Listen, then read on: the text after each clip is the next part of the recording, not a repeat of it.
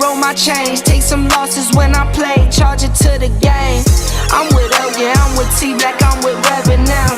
I'm with Bay, yeah, I'm with Jay, yeah, I'm with Chuck and now. Still the same, not switching sides, now it's about loyalty.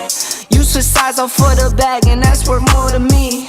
I mix Nike with designer, I experiment.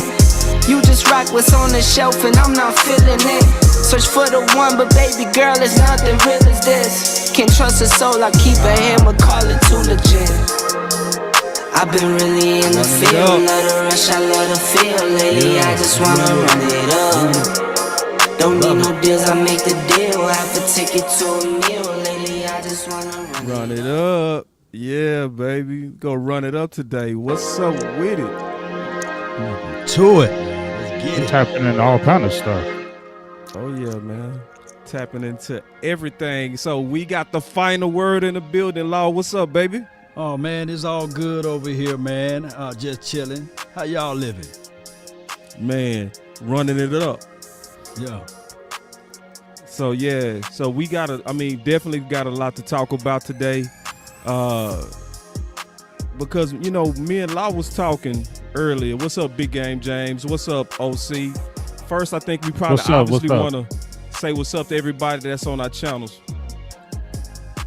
What's good, everybody? I'm just sharing. I'm just sharing and sharing and sharing. Sharing is caring, so I'm just sharing everything that I can. So, how's everybody doing? And good to see all the panel on here as well. Oh yeah, right on. Yeah, man. It's good to see you too. But first, because we got some topics we can get into. But Law, we ain't talked in a while. No, we didn't, man. What's good? Me and Law ain't talked a while. Law don't love me no more. Man, come on, man, with it. Law don't love me no more. No, one man. love Law over don't here, love me baby. no more. No, I don't know why your video froze. I'm getting your audio, but your video froze. Let me see if I can fix the plane while it's in the air, man. Let's see. Man, what we got here, we do this all day long. Yeah, building the plane while it's in the air. Y'all see me, I'm stuck in space. I look done over here. Murphy Law, though. Shout out to Murphy's, man. Oh, no doubt. Gotta have them part of the thing, right? Oh, man. But see, like, you know, we gonna rock it with you just how you look right now, man. I guess what's changed since the last time we talked, because, you know, the last time we talked, we were talking about drafts and this and that. I saw you on the show, the round table yesterday, man. Yeah. You was doing your thing. It was a lot of discussion. We want to first hear from you. You've been the guy that we ain't talked to in a minute, man. What's up, man? Catch us up. Well, you know, one day at a time, one movement at a time. That's how I move. That's how I operate with. And the Dallas Cowboys always been on my mind and mental. These draft picks, although we kind of be in the middle of the road with it, but we can look at it and say to ourselves, this training camp is right around the corner. So that's where the iron sharpen iron, steel sharpen steel groove come from. Right on. So, yeah, man, I saw the show yesterday with the round table, man. It was very interesting. It was heavy defense, though. Yeah. It was heavy defense. And that's cool, because today I want to talk about some offense. Everybody been concerned about the defense. But the offense is something that we can get into. And PFF came out with something. I want to take a look at it. Let me pull it up real quick. So PFF came out,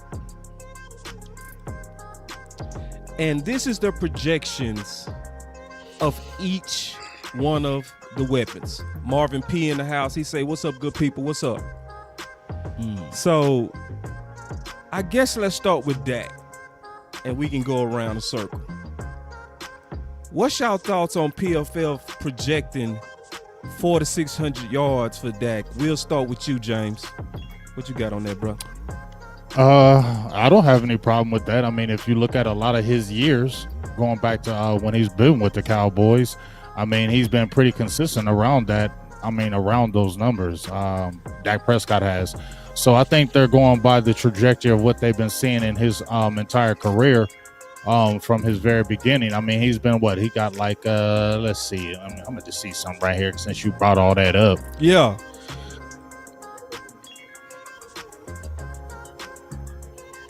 So like his first year, 3,900 yards. Second year, 3,300. Fourth, 4,300.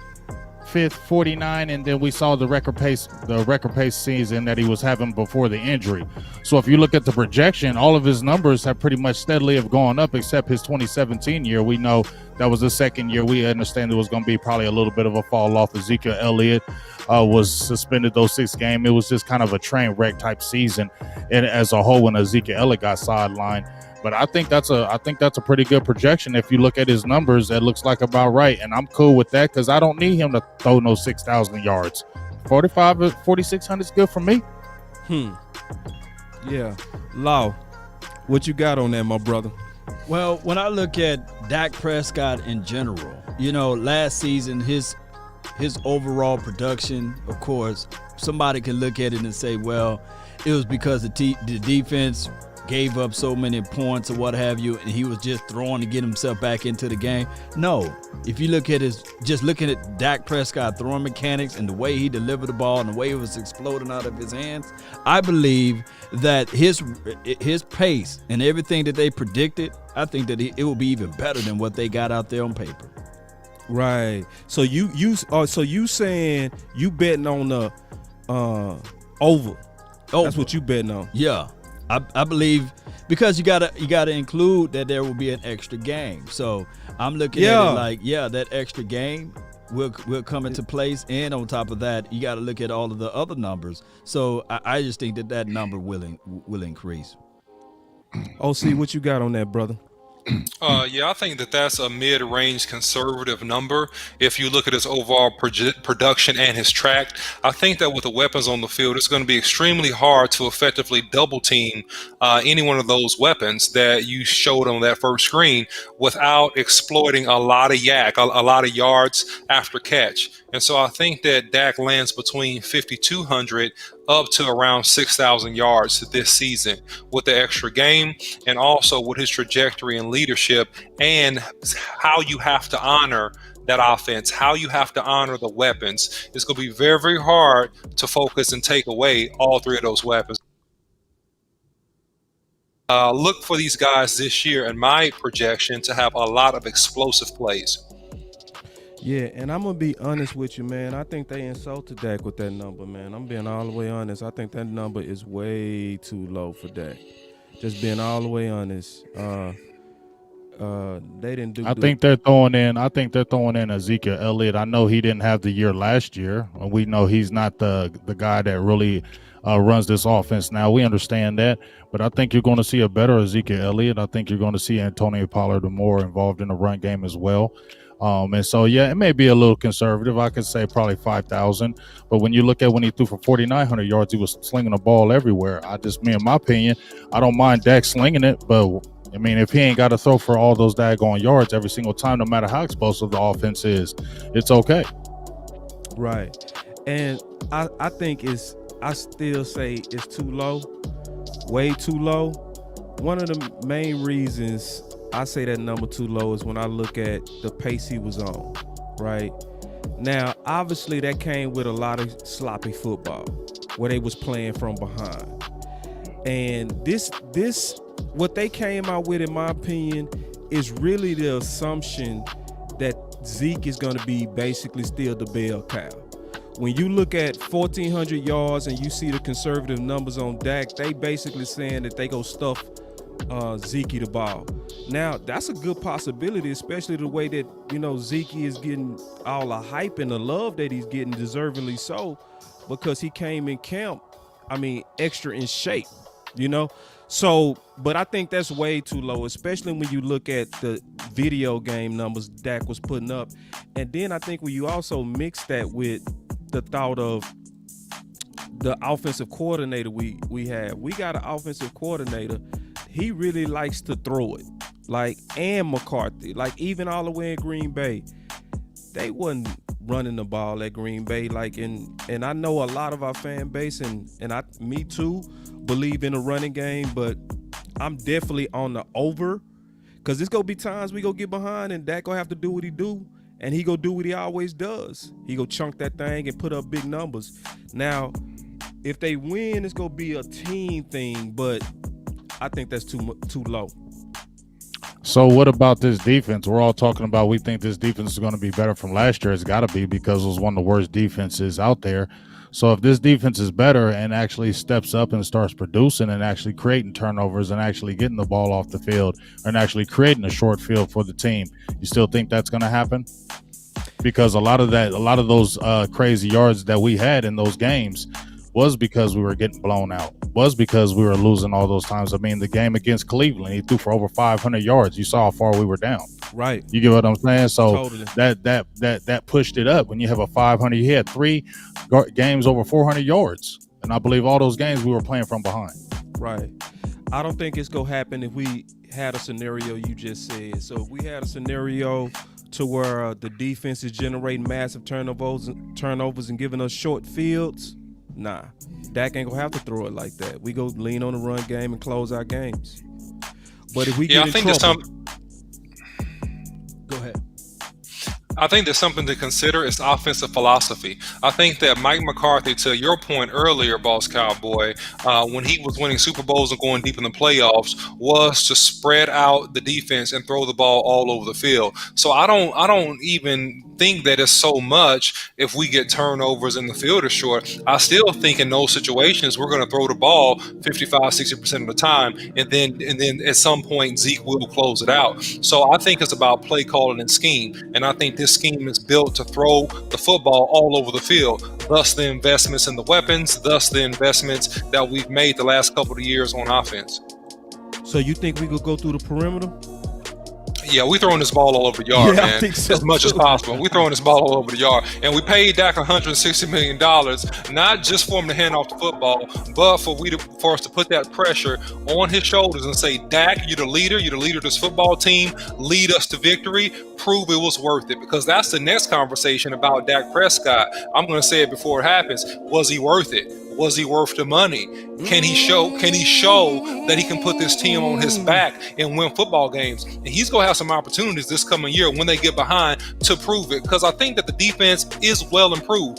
To your point, Big Game James, really, really improved. But I think that the growing pains of having young players, you're going to have some up and down games. You're going to have some boom games, but then also you're going to have some games that you're a little bit let down. And in those games in particular, Dak Prescott is going to lead this team to victory. Yeah. Go ahead, Big. I know you. I can tell you chipping at the bit. Oh no! I was just looking at the numbers, and I went through them, and I would say, I would agree that this is a more offensive friendly as far as passing, because Kellen Moore, this is year 3 with Kellen Moore and Dak Prescott, and we do know notoriously that Mike McCarthy does like to throw the ball everywhere. He's done it everywhere he's went. Even though he still had a run game with Eddie Lacy, ran the ball. But when I looked at the numbers, every game it's averaging 270 yards a game. In a 17-game season, if they gave him those numbers, 270 yards passing a game, yeah, that's not going to happen. Let's just keep that real. He's not going to average 270 yards passing a game. I definitely think he's going to average at least 300 yards passing a game, if not probably more. Damn. Ooh-wee. Real go talk. ahead, Law. We got Law back. Look at Law. Look at Law. Yeah. Hey, man, if we average that, man, this is going to be gorilla nuts crazy, man. And I'm just telling you guys right now, it could quite possibly happen. You got CeeDee Lamb. You got a Amari Cooper. Right. Oh, my goodness. You got a Michael Gallup that's going to go into a contract year. So you know. That boy's going to ball out. And he's not like one of these guys like a diva and these sorts of things. Right. Hey, he hears what people are talking about. He's going to show up and show out. Man. Law, I could not agree with you more. I couldn't agree with you more, Law. I couldn't agree with you more. Because anytime a man is playing for his life, and he has the ability, he's playing for a second contract. He's playing for his and his family's financial future. Let's not kid ourselves. Now put yourself in that position, Boss Cowboy. What would you do? How hard would you train? would you be well and fully intended? He had, and Michael Gallup, to your point, it got the body of a Herculean goddess, man. The dude is in phenomenal shape. He's gonna come ready to play. And anytime you double Amari, or anytime you want to go ahead and drop a extra safety to cover a CD Lamb in the slot, Gallup is gonna go bananas. And if you double Gallup, well, Amari Cooper's he's going bananas. So it's like pick your poison. If you don't get hit with the right hand, you go get hit with the left. And that's why I said I think it's gonna be a lot of explosive plays because we don't have a bunch of great secondaries on the schedule that the Cowboys are gonna play, which is like the 25th ranked schedule, 25th, 26th ranked schedule in the NFL this year. So they don't have a tough schedule based upon winning percentage of the teams from last year. And that's why you're going to see a lot of explosion, in my opinion. Final words. Over, under. Everybody got one word. I'm over. Over. Over. Definitely over. Yeah. And just one more thing about Michael Gallup as well. If you heard a lot of them talking, they said they've been using Michael Gallup in the slot this year. And he said he's really been loving it. That's more opportunities from him because usually he's been playing out there on the outside. But they've been trying to move him around as well and let him get favorable matchups. And they've been throwing him in the slot. And that's only going to help Michael Gallup's numbers and be able to get him more opportunities. And I think with the rapport Dak already has with all the receivers, especially with, I'm sure he has with everybody, but they got a good camaraderie, Dak and Michael Gallup, and they already have. So I think Dak is going to want to get Michael Gallup money. So I think he's definitely going to be looking for him as well. Yeah, man, right on. So you over? I want to get you on record. You over? Hell yeah. I told you from A1 day one. I ain't been even talking about this offense all off season because I'm not worried about the offense. I haven't spoken one thing because I already know the offense going to turn up.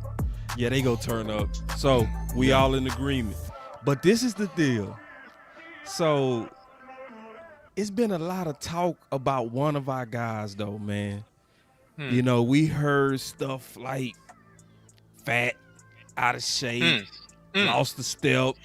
Law. Are you going to lay down the law? That's all I want to know on this Zeke stuff. Yeah, let's lay it down, baby. It's a big thing for Boss Cowboy to actually say publicly that he drunk Kool-Aid. Listen, I do not drink Kool-Aid without first measuring. So before we get into that, y'all already know what happened. Hold on. What you mean, sure? Come on now. Sure. Because we need to talk about that. We need to talk about that, Big J's. I don't drink that Kool-Aid without measuring. So we going back to the board, taking a look at it. And they got Zeke with 1,400 yards PFF. Going around 1,400 total yards. That's total. They insulting, bro. That's total. I'm saying, but they're probably throwing in. So they're probably throwing in his pass catching yards, which is probably like around 400 to 500 every year, around that. So they're probably thinking like he's a 1,100 yard rusher now. Oh, they doing if that. Oh, hold on, Law. No. Law said he was gonna lay down the law. Here it is. 3, 2, 1, drop it. And remember, you're listening to nothing but the best. Those grills drop it hard. Let's go. It's time to Let's get right into it, man. Hey, everybody look at the end result and think that's where you need to be. No. To preserve Ezekiel, Elijah, Elliott, the path of the righteous man is beset on all sides by the iniquities of the selfish. What you got to do is, you can't look at the selfish part of it. You got to look at what TP, Tony Pollard, all he been doing this offseason has been working out. So I come here to tell you guys that I probably look at it minus the total numbers, but as his collectively speaking of his total rush numbers, maybe under that 1,400, because I don't know what all are they talking about as far as catching as well as running, because you got to split that thing in half and you got to give a little piece of it to Tony Pollard. I don't know his middle name, so y'all can post his middle name in the inside of the box somewhere. But I'm telling you guys that Ezekiel Elliott and Tony Pollard together, it's going to create so much nuances. And hopefully, Kellen Moore can draw up a game plan to put these guys together. Because when you look at that film, look how he squirts, squeeze, and get up there and get off of me. That's Tony Pollard. So I want a little bit of mixture of Tony Pollard, Ezekiel Elliott, and a half a glass of Kool-Aid. Make sure the Kool-Aid is blue, by the way. Oh, no, Law. No. We only do red over here, brother. Oh, no! We do red Kool-Aid over here, man. No. The Kool-Aid, man. No, we only drink that old red Kool-Aid over here, brother. We don't do that. No. But for you, Law, you right. We got you, Law. We got you. We got the... Yeah, there. We got you, Law, man. With we the got one some... tooth, baby. That tooth. Yes, that tooth. man. That's because we've been eating, baby. Yes, man. Law, trust me, man. I got you, man. I got you. When you say blue, we come out with the blue. What y'all got on that, OC? Man, look, man. I'm gonna say this, man. I think that if Ezekiel Elliott had not worked hard, he would be the most foolish back with $100 million contract I've ever seen in my life. Right. So he understands that it's a degree of pressure on him. He understands that the expectations are sky high, and he also understands that he has a very able-bodied, young, explosive back that's playing behind him, who's also trying to get paid. He's also trying to get paid. So do not forget the business part of this. So if Ezekiel shows that he's not up to snuff in terms of being quick and being explosive and have him bursting with some big plays, they're going to give those looks to Tony Pollard and let him just get the ball on third and short. And then it's going to be an issue about is he overpaid going into the offseason. So I'm telling you right now, look for Ezekiel Elliott to have a breakout year to bounce back and to play some of the best football you ever seen him play since he came in the NFL. That's what I think about him. So I think that a 1,300 to 1,400 yard rushing, just rushing alone, is probably in the sweet spot of where he should wind up. He should go for at least 1,200 to 1,300 this coming year, just rushing the football. Oh, my. I felt disrespect for Zeke. What you got, Big?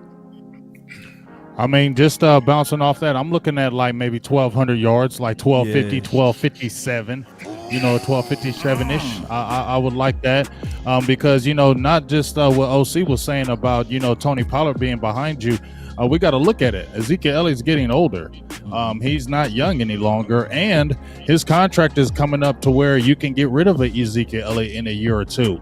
And Ezekiel Elliott has to look at, I might got this money here, but where am I going to go after this? Am I going to get another contract with Dallas? Am I going to go play somewhere else? So Ezekiel Elliott's got to look for his future right now, whether it could be with the Dallas Cowboys or with another team later on. So he's got to prove that he still has it. So even if he doesn't play with the Cowboys with another contract, another team picks him up and he still be able to do what he wants. Let me ask you this, Big Gabe James. The Ezekiel Elijah Elliott. I know we don't normally do comps, but who do you compare him to? This is his year 6 now. So who do you compare him to, if you can find a player? Oh, my. Jeez. A running back? Ooh. I got a guy that if I wish I could have, if we were more prepared, I would have been slide this information over to my dog over there. But if you go to Pro Football Reference, you can type in Adrian James, right? And their numbers are great comparison. That's a great comparison. But I'm not saying that he is edge, but who do you guys? Y'all I hope you guys. I mean, that's hard for me to run away from when you said edge. You get what I'm saying? Because of the way Edge played, he was, elusive, but he could also run you over. He had that speed, but then at the end of the day, he started losing that speed. He became more of a power type back. There you go. And so I could see where you're talking about being morphed. But I will also say this, though, if we look at Ezekiel Elliott this year, because remember, Ezekiel Elliott has been known for just running through people, running over people, and bringing down his body. Ooh. Now he's using the trash cans, and now he's using the other little things, because now he's seeing that I got to save and preserve my body. I think OC had mentioned it. I got to preserve my body, so let me get out here and duck these trash cans. Let me shaking this and doing that, and I don't have to run up there and knock 3-4 people over every single time, because those carries right there take life off your football years. No No Man. doubt. My dog Emmitt Smith used to do it all the time. You're like, hey, where them extra 3? I'm out of bounds. Thank you. Say, man, I ain't that's why I taking- like I ain't doing taking shows them with hits. vets. Emmitt was selfish like a motherfucker. Man, The most I got a selfish, video unselfish coming out guy. in the morning Yeah. saying exactly what both of y'all just said. Literally said everything y'all just said, where I'm so happy that he spent his off season working on agility. So for those of us who want him to actually finish his contract, this is what you want to see this off season. This is what you want to see, Lo. And guess what color? Look what color it is. Man, he blue Kool-Aid, brother. Raspberry blue lemonade.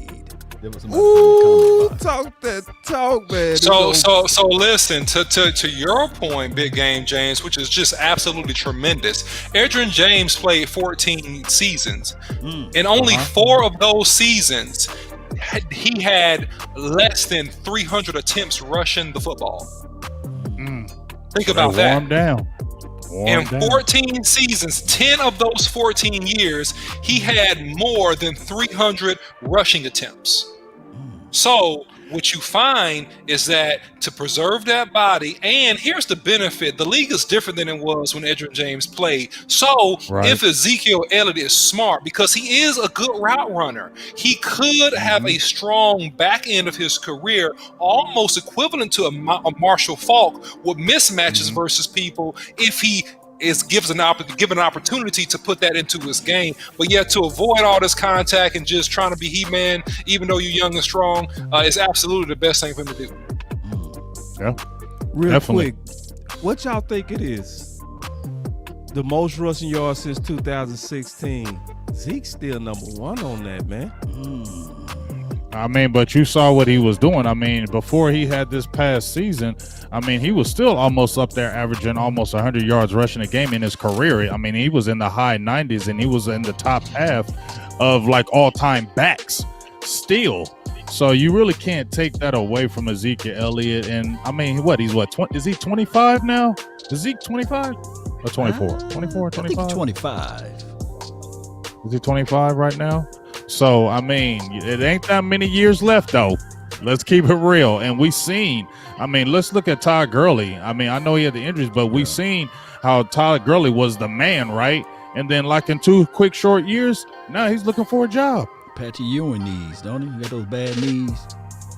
You get what I'm saying? So the shelf life of a running back goes very, very quick. So you got to cash in on the opportunities you have. And like you said, the game is changing and it's more a receiver based. And now they want these running backs to be able to be pass catchers. And it's going to add years onto your career. I mean, you've seen why Le'Veon Bell was effective, Marshall Faulk, those other running backs, because when you can pass catch, it does allow you to play longer.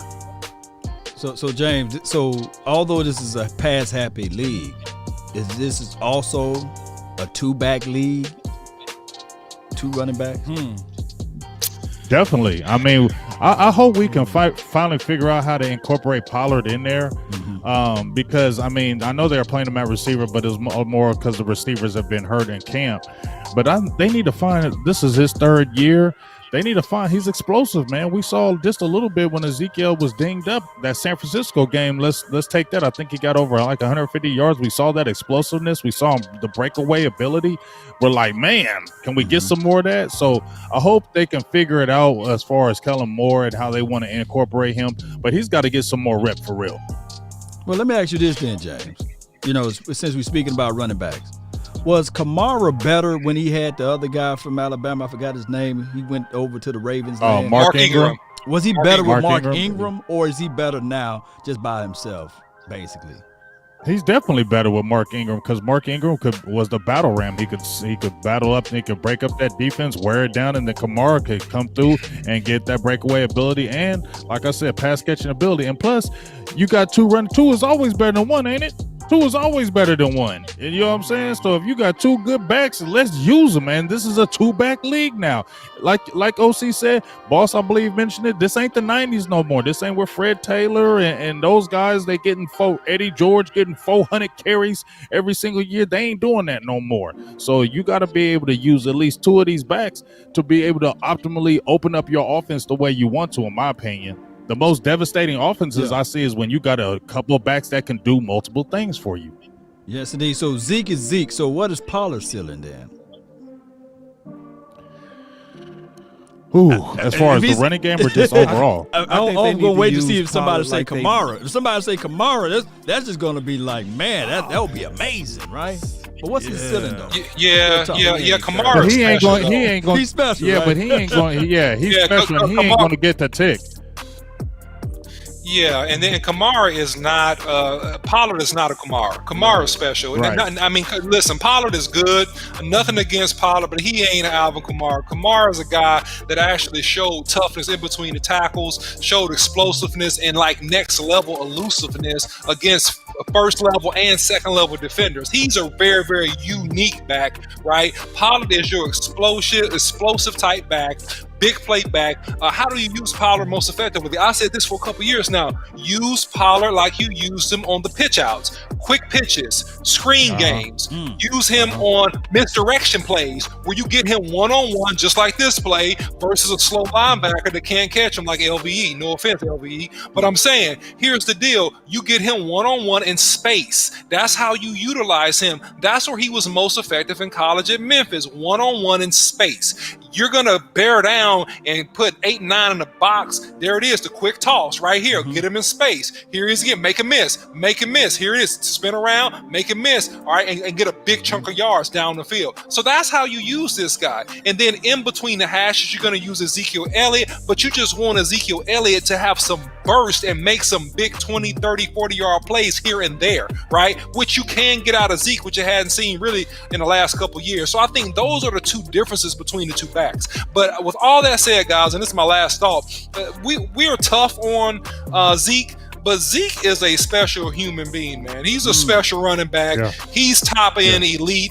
And if he plays another 4 or 5 years, he'll be considered one of the best backs to ever do it if he can stay healthy another 4 or 5 years and put up similar numbers on the back end of the first 10 years of his career. Yeah, man, that's good stuff, man. Because, I mean, if he could do like a Frank Gore, that's a good comparison to me. Oh, wow. I mean, at the later stage, because Frank Gore would run through you, and Frank Gore had the slippy speed to get away from you, and he was super durable.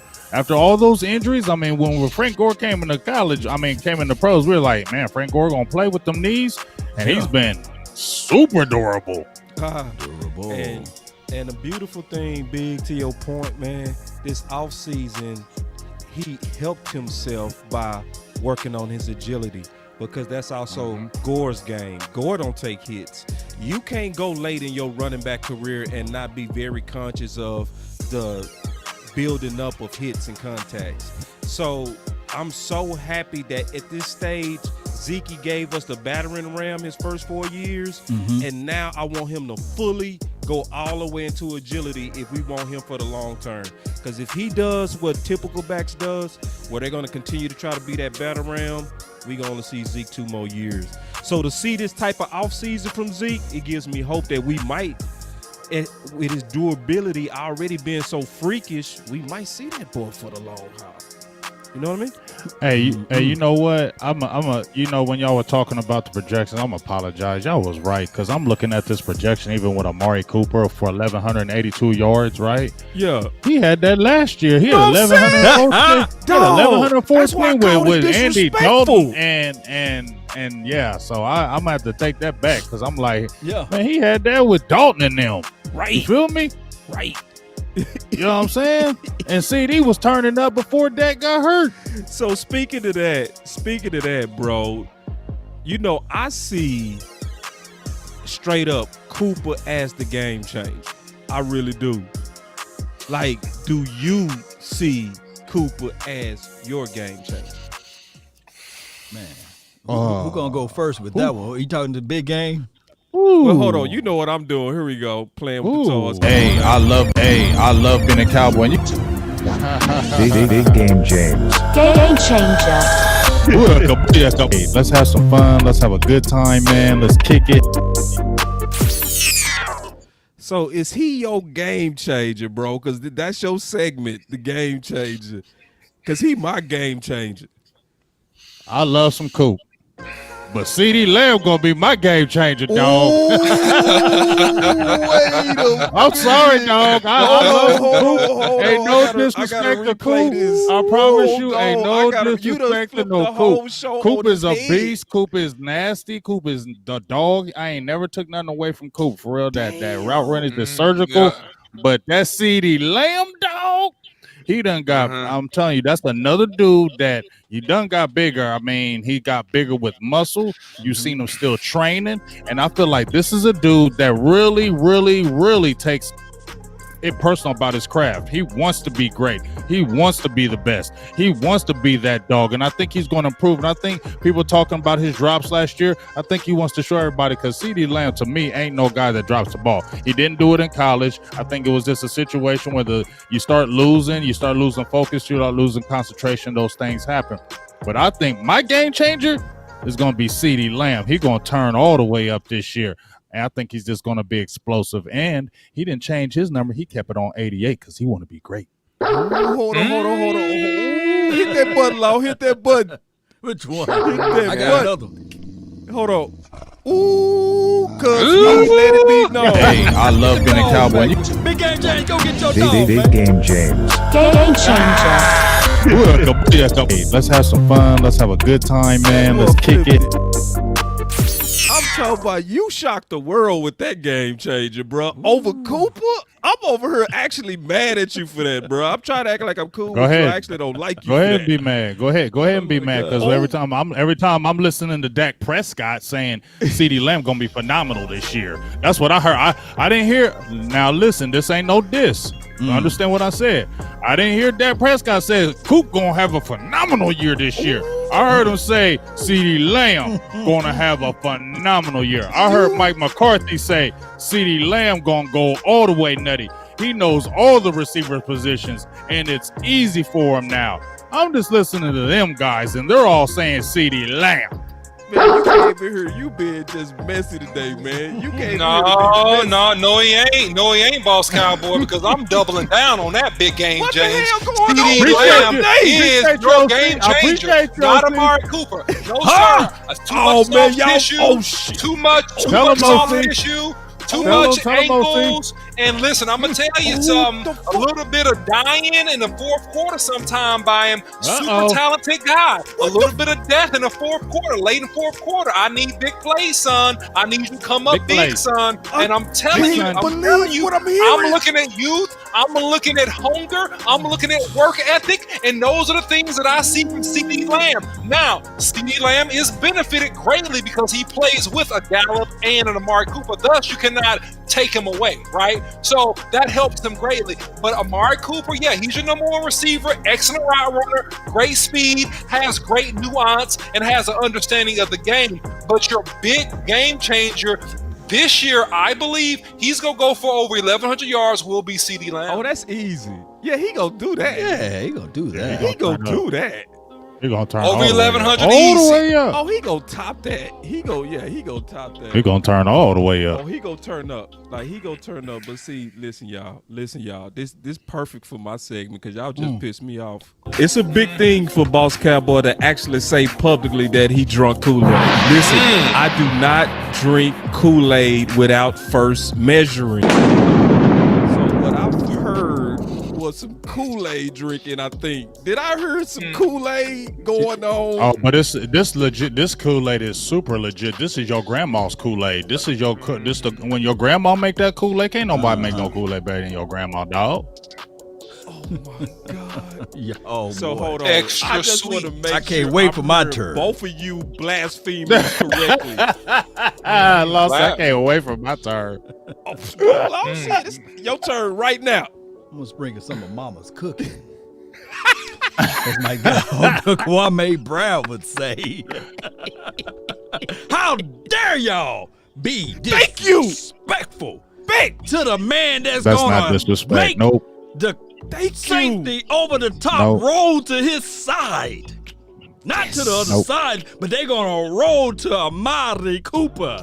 And I'm going to tell you guys, even with the safety rolling over to the top on his side, Amari Cooper cut them up like a Ginzu blade because that's what he do. Even when the quarterback went down, Amari Cooper was the most consistent guy still running his routes. We had Ben DiNucci. We had the Red Rifle, who need to get that name taken away from him. And we had Garrett Gilbert one game to try to throw the ball to the Amari Cooper, and Amari Cooper is that guy. So you know this is not checkers, this is chess, and that is what he do. He is one of the best out there. So many people love to excoriate and sully and denigrate his name, but Amari Cooper, I'm telling everybody right now, he's gonna sprinkle.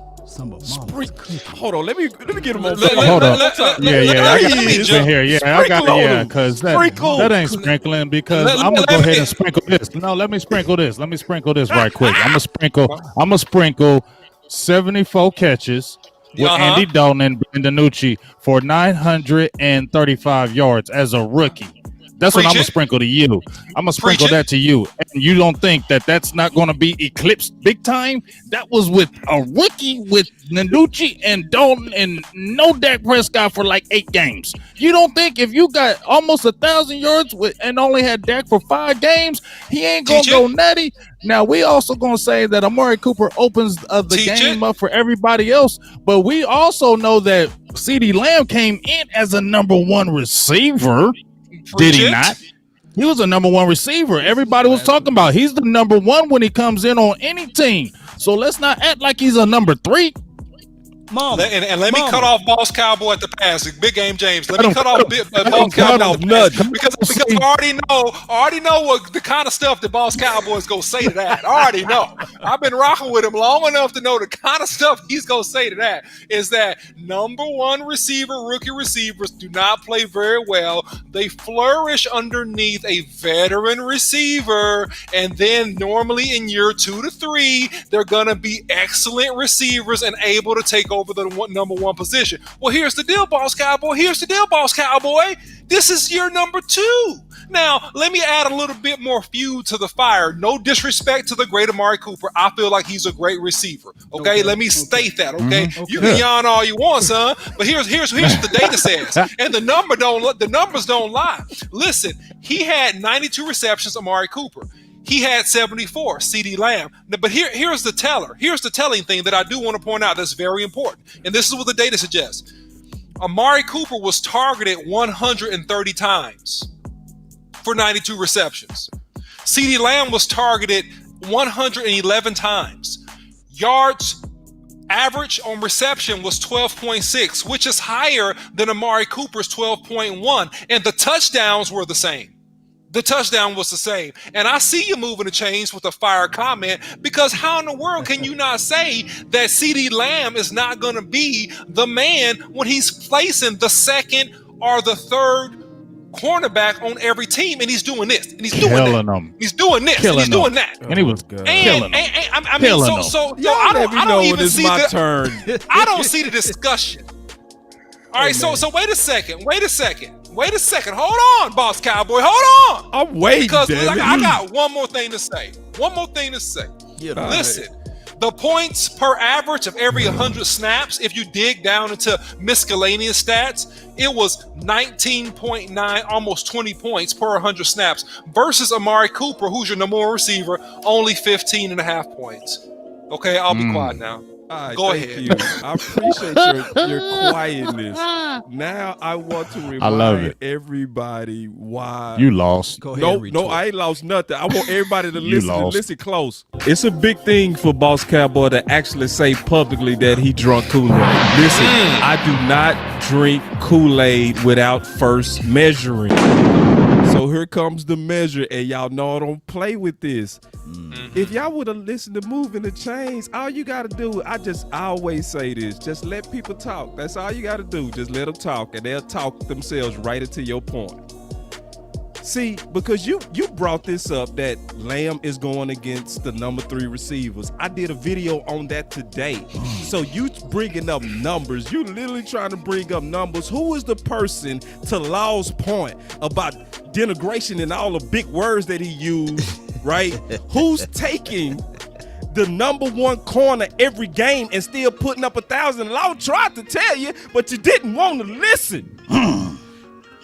If you telling me right now, if they put nickels on Cooper, you know Cooper would do almost 2,000. Will you guys stop it right now? I didn't lose nothing. This is called measured Kool-Aid drinking. You start with water, then you add the appropriate amount of sugar. What happened to you guys? Y'all went straight for the sugar. Y'all need to listen. It's a big thing for Boss Cowboy to actually say publicly that he drunk Kool-Aid. Listen, I do not drink Kool-Aid without first measuring. Shots fired. Let's go. That was a great, that was a great Boss point, Cowboy, Boss Cowboy. Your point is mediocre at best. Whoa. Because Mike McCarthy has stated, and we've even shown. Wait a second, that CeeDee Lamb plays not only the slot, he plays the X, he plays the Z, he plays the Y. Right? He can play every receiver position, and it's becoming easy to him. So do not expect for 1 second that CeeDee Lamb will only play in the slot this year. He's going to play. He's going to get against the number one corner at times. He's going to get against the number two corner at times. So don't proselyte the man to only play in one role and position. And I think that's the mistake in this conversation. If you say that he's not going to be a big play wild card all season long for the Cowboys. I didn't say that. Mark my words. See, Game changer. Hold on. Game changer. And that's what he's saying. Go ahead, but I'm saying, is Amari Cooper the game changer? He's nice. He's nasty, but he's game good. changer. Game changer. Thank you, Game James. changer. Let me say it one more time. Game Thank you. changer. Thank you, James. Hey, I love being a Cowboy. Big game, James. Game changer. Hey, let's have some fun. Let's have a good time, man. Let's kick it. Man, yeah, but I do agree. Game change. I do. See, what's crazy is this argument is the dumbest argument ever, actually, because all of them good. I was looking at Civil War. A civil war for nothing, for real. We all brothers around here. All of them good. But it's fun though. It's fun. Jesus. But we got to understand I was this too, right. though. You saying that what he can do, we have to see it. I'm like Dowden Thomas. Let me physically see. We've seen. CeeDee Don't say Lamb that, on the Law, because outside. you've seen it. You've seen Pull it. up some film. Don't do that, Law. Some film breakdown of him playing on the outside all year with the silver and I think blue. you're just We haven't throwing it seen up it now. You've seen it. We haven't seen it. I know the And kid can run it, but I have to see it. you know in your heart. You know in your heart. You just talking right now, Law. You know daggone well in your heart when you see the ball go to CeeDee, you already get excited inside because you already know this could be something big when CeeDee get this ball in his hand. Oh yeah, now he got that. Because Amari got that great route running. But I'm gonna say CeeDee Lamb is more explosive after the catch than Amari Cooper. So you gonna forget about Gallup? Oh no, we got Gallup coming. We said game Gallup, changer. I don't think game changer. Gallup is nasty, but is he a game changer? Law. Can't give him that. I'm serious. Law, I'm dead serious. So this man done swung at you. I'm just curious. Are you 3, 2, 1, drop it. And remember, you're listening to nothing but the best. Those grills rub it hard. Let's go. Top rope. It's time for the Law to lay it down. Cowboy Nation, at the end of the day, seeing how we having this conversation for the nation of talking about who's going to cover who, just imagine the opposing team, our opposition. They sitting there saying that, man, they don't just have one game changer. These rascals got 3 of them. These guys going to be one kill you with running nuances. The other one kill you with pulling the ball, yanking it out of the sky. And his name is Michael Gallup. And now you got a mixture of both. CeeDee Lamb. So I'm looking at this thing one way or another. We got 3 of them. All 3 of them.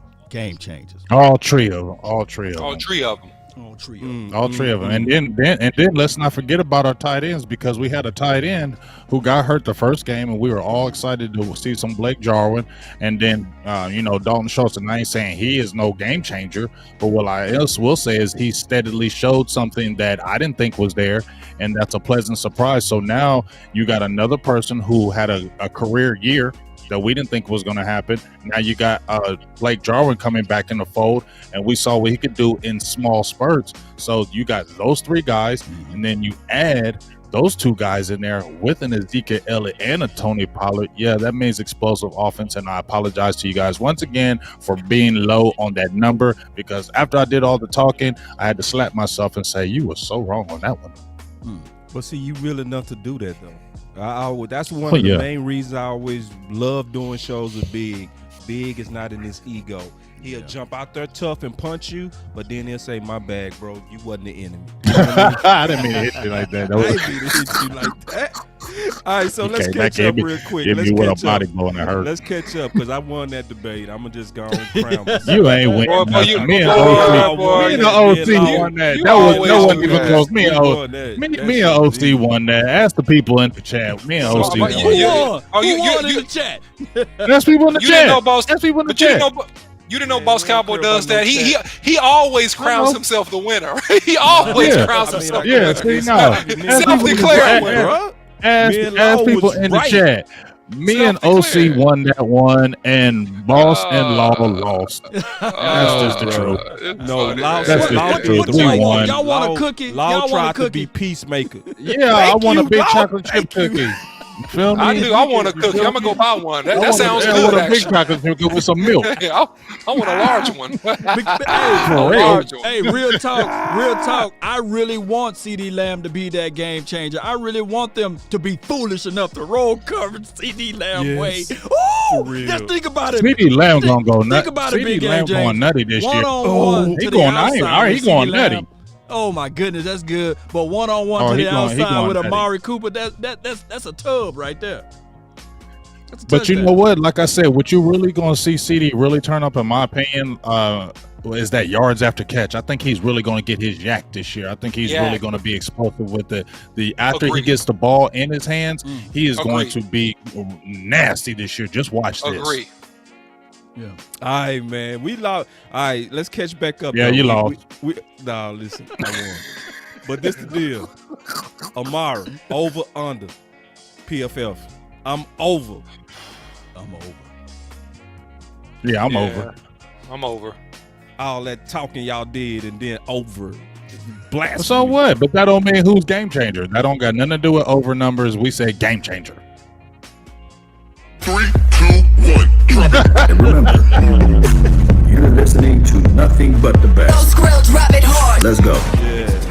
Ain't nobody laying down the law, dog. Yeah, no. Next yeah, subject. I want to finish with we Law, gonna be. man. Let's go. Hey, matter of fact, let's do offensive line, and me and OC gonna just tag team. We'll do that next week. We'll go defense. Can we talk Next Oh, time don't go defense. I'm definitely gonna win if we go defense. Can we touch a little bit on the tight ends, though? defense? Can we touch a little bit on the tight ends? Yes, go ahead, Law. Who's gonna be that third tight end? Are they gonna keep a third? That's what I want to ask y'all. Are they keeping 3 tight ends? Yeah, sprinkle me. He sprinkles. He's going to be the third Sprinkle, tight end. or it ain't gonna be McKinnon. Man, He got a chance. he got a chance. Unless he got a sponsor too. They liked him. They kept him active on the active roster last year. You know, there was a guy that had 63 receptions, north of 600 yards with 4 touchdowns last season. And I doubted him all the way until last season, midway. I said, man, this guy surprised the hell out of me. Can he repeat that? Because I believe Blake Jarwin never had those type of numbers. And, of course, Blake Jarwin was handcuffed because they had a guy named Old Reliable on his team. So where do you place number 86, Big Game James, the OC and Boss Cowboy? Go ahead, OC. Yeah, I mean, listen, man. I place him as a solid I say wide receiver, but he plays like a wide receiver, even though he's a tight end. I think that What? I think that Jarwin is a guy that plays like a big, like slot He said size type 86. wide. Did I hear you Oh, right? yeah, 86. I ain't talking about 86. Jarwin. Yeah. 86. Oh, okay. I'm sorry. Schultz. You Oh, talking my about bad. Schultz. Yeah, I was about to say. Schultz. Yeah. Okay, I know my bad.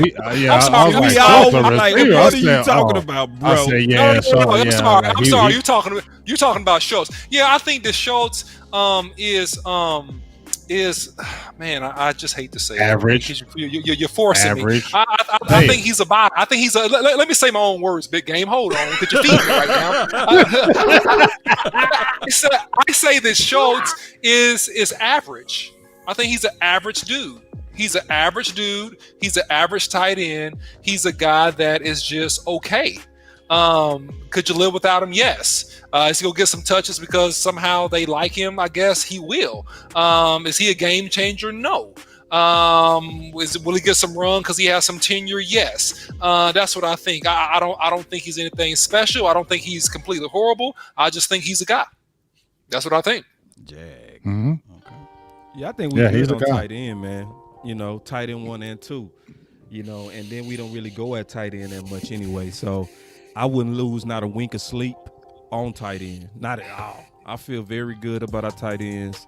I'm actually now thankful that Jarwin was hurt because it gave Schultz those epic reps, and it allowed him to become a big boy. And he likely wouldn't have been a big boy, just like Steele, just like Knight.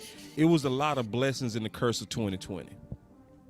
So you see like a lot of 10 personnel, 20 personnel now, or shoot, they still gonna utilize one of those tight I ends? hope they do 20. 20 will be a good change up. It'll be something that, and for those who don't know, he's talking about 2 running backs and no tight ends. tight ends. So that's 3 receivers, and that's a good change up, right? So that make defenses say, how we gonna account for Pollard? Do we try to approach that with a base? Do we try to come at that with a nickel? If it's a nickel, the guy's too small, right? If it's a base, the guy's not athletic enough, right? So that's what I like, Law, and whoever said something about the 20. I do like the 20, and I would want them to really do that. But I would want to also lean on the OC on that because he's the offensive guy. I know I'm pretty good at schemes, but I would want to kind of punt to him. Yeah, I think that, if you deal with 20 personnel, this is all about having one-on-one matchups and understanding, are we going to have a lead back, right, running the football, right? Because we did see that a little bit with Ezekiel Elliott in certain formations when they ran the split back or the 2-back formation, having him be the lead back for Tony Pollard. I don't do that to my $100 million running back, not to me. Right. What I want to do is use him as a diversion, right? So I want to either use Ezekiel. I want to have a fake lead to Ezekiel Elliott and have a flare route or a fast screen to Pollard, or I want to do vice versa, right? So I want to basically use the 20 personnel to create one-on-one matchups and to get my backs outside of the hashes in space versus DBs versus slower linebackers, and that's how I explore the defense, especially if you show that you are a questionable tackling team. Ooh, That's what I do. So you line up, and then right before the snap, you motion Pollard onto the outside. You still got Ezekiel in the backfield. Yep, vice versa. You can run either one of them, or upon the snap, right? Even if you don't motion, even if it's set hut, and I'm doing a play action handoff to Ezekiel Elliott, and I'm doing a flare route, or I have Lamb, I have him playing the Y, and I do a quick 2 to him, right? Because now we got ISO 1-on-1, we got ISO, so now we got yards after catch. Right, I can do a combination of things out of that formation. I could do what's called, I could do a 399, right? I could do a clear out, run an inside receiver to the sideline with a quick out route. That's a very, very effective quick underneath route, yards after catch. I could do a middle screen out of that. I could do a play action rollout with using one of those running backs as a lead block, a quick rollout pass, right? A flood type of situation. I could do do trips. I could do a lot of stuff. So I like that formation because it's very gimmicky. And, at times Mike McCarthy and especially Kellen Moore, they can be a little bit gimmicky. And it does give you some gimmicks and some concepts to play and bait that defense, even if the play doesn't work. And that's the key. Even if the play doesn't work, the defense has to honor the look. So the next time you come out in it, you can use that as a setup for something else you want to do. Especially if they line up single high and they got the guys inside the box. You want to spread it out, so they give you that single high look. You got Tony. Ooh-wee. Call it an Ezekiel. It'll spread that thing out. They get out of that look. That's I can force you into the front that I want you in. That's what I can do. I can force you into the front that I want you in, and then I could exploit your weakest defender one-on-one. That's what I do. I'm about to say Kevin Moore. Is Kellen Moore? Is he on that level yet? Is he on that chess level, or is he still on checkers? Let me know. No, I don't think he's on checkers. I think that he's an intermediate chess player. I don't think he's an expert chess player at this point. I think he's proficient at calling plays. I think he's proficient at seeing concepts. I think that his mentor and Mike McCarthy is on that chess level with prep. I think this was his first year. I think you'll see Mike McCarthy's influence a little bit more. And I think that the offensive play calling and schemes and matchups will be a little bit sharper this year. So I think that Kellen Moore will get there. I don't think he's bad, but I think he's solid. And I think Mike McCarthy will help him with recognizing some of those situations. Is that why they brought in McAdoo? No, McAdoo just a good old boy hire. That's because because Mike Wait McCarthy a minute. Hold on. Wait a minute. No. Hey, McAdoo. No. Wait a minute. Go. See, we talked about that Saturday, huh, Big? That's a good old boy. Yeah, we talked about it. Should I school him or should I let him make it? It's both of them. Right. It's both of those. What he's saying though, boss. Yeah. I think it's what we're saying as well. You OC friend. It is. No, it ain't. It's the truth though, boss, and you know it. It's the truth. I can't lie about it. I still am not running away from if you have a guy that'll actually come up there and say, "Nah, I wouldn't do that," or "This is how I would attack that defense." Yeah, you want that, but yes, it is too. That's his friend. That's the first thing we found out. Once that was his boy. But it wasn't like the OC said, man. The OC, I'm gonna use our word, denigrated. You know what I mean? How come he didn't get nobody else to do it? No, you saw that, man. You saw the denigration, man. Man, I'm saying though, boss, how come if that ain't the case? I'm the only one that's gonna punch on the OC right now for that denigration. That was denigration what he did on Ben McAdoo. Hey, listen right now, Boss Cowboy. Say what you please, Boss Cowboy. But quiet as it's kept. We know that Mike McCarthy has not a proven pattern, but it lends to a little bit of a small track record of hiring those who he previously coached with, which I'm not saying there's anything wrong with that, okay? I'm not saying anything personally bad about Ben McAdoo. That's not what I'm saying here. I'm simply saying that it's because he likes the man, they have a relationship, and perhaps Ben McAdoo, I don't care about the UFO species. I don't care. I ain't crazy. No. Listen. Also, let me give you another perspective. And I shared this on our show, Boss Cowboy Sports. Like, share, subscribe on that. Listen, I shared this on our own show, Boss Cowboy. I said that Ben McAdoo is also can serve as an insurance policy if a Kellen Moore gets away next year. He can serve as some sort of insurance policy, and he could be a voice of reason of recognizing certain things. Wait, what do you mean? What's Kellen Moore contract is though? Wait, hold on. If you saying if Kellen Moore just got re-signed, and they're not gonna let him go because he's gonna be the next coach of the Dallas Cowboys. You saying if he left, McAdoo would be the coach? That ain't for the fight. I'm saying insurance policy. I'm saying insurance policy. I'm saying insurance policy because somebody could. This is Kellen Moore. Because listen, big game, man. Listen, big game. Here's the deal. Mm-hmm. We know that the NFL is in a pattern of hiring hot shot coordinators, right? So if the Cowboys make a tremendous run, right, run, it could be somebody to come in and say, "Hey, I want this guy." No, The OC. set me straight. Set me straight. The OC. Nah, I'm gonna tell you you why. set yourself Go straight. go ahead. Get me James. off I'm this. gonna ask him this Let me question set him too. straight, Law. Let Go me ahead. set him straight now. Now I said, when Kellen Moore first got on this staff, I said that's the next head coach, because you know how they love the Garrett thing, and I'm not saying they're trying to make it like the Garrett, but guess what? The Joneses love bringing up them young guys, them young guys that nobody was really talking about, so they could say, hey, this is our homegrown guy. This is the guy that we built up. And you had an opportunity to go back to Boise State. What was the reason that, things just didn't work out? Oh, I'm just sorry. I'm not going to believe that Jerry Jones didn't have a conversation with Kellen Moore and said, you need to stay here because you could be the next head coach of Dallas Cowboys. He went over to Boise State and said, okay, you know what? I'm going to just go ahead and go on with these Cowboys. Boise State head coach or Dallas Cowboys, potential head coach of the Dallas Cowboys? Because let's keep it real. I think that if Mike McCarthy had a train wreck at the beginning of the season, let's say just for some crazy reason, Dallas started 0-5, who's going to be the coach? It's going to be Kellen Moore that's going to be put in, because he's going to want to see how he can produce. And if Kellen Moore does any kind of good, if that was happening, he would be the head coach of the Dallas Cowboys because he's young. Everybody on the team, yes, everybody on that team loves Kellen Moore through the organizations, through the players. And I'm telling you, dog. And they brought in Mike McCarthy. They brought in Mike McCarthy on a 5-year deal.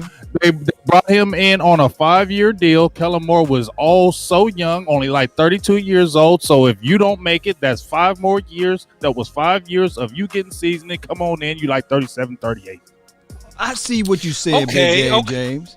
You saying that basically Mike McCarthy is making sure that his base is covered, so he sends in the Trojan horse. Because how would you feel, DOC? You know, how would you feel if you the offensive coordinator for the Dallas Cowboys, and I'm operating the team, and all of a sudden I bring on boss Cowboy and say, hey, man, he will oversee all what you doing. How would you feel about that if you was put in Kellen Moore position? I'm about to call him Kevin again, but Kellen Moore position. How would you feel, DOC? To your point, Law, I would feel slightly irritated that I'm the man. I've been here. You brought your homeboy in here, right? He's a backup plan. He's a guy you trust, because I was the only holdover from the staff that all got fired. And why is that though, OC? To your point, Big Game James. Obviously, the Jones family likes him, but I'm going to challenge you on this, Big Game James. To put him in a head coaching position is a little bit premature. He's not experienced enough, even if it went bad. Even if it went really bad for the Cowboys, that is premature. That is setting him up at this point. Hold on. Excuse me, Was Jason Garrett?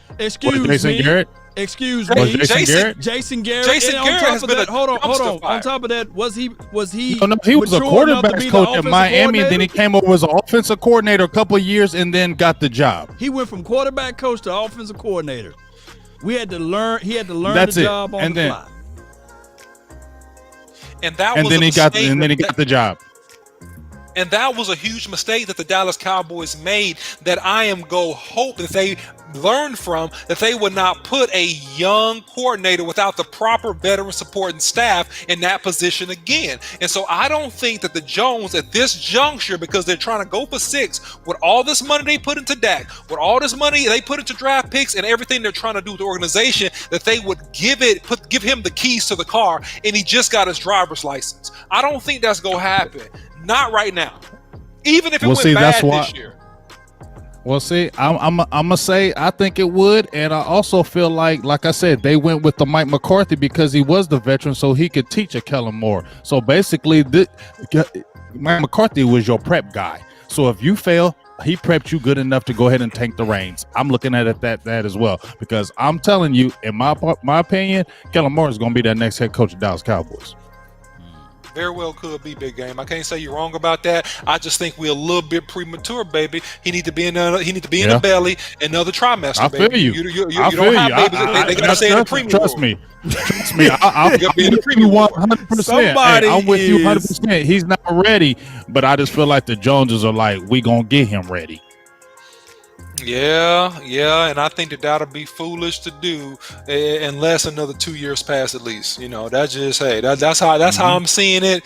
The moxie, the stones, the command, the leadership in the locker room, having the older guys respect you as well as the younger guys, not just connecting and being their friend.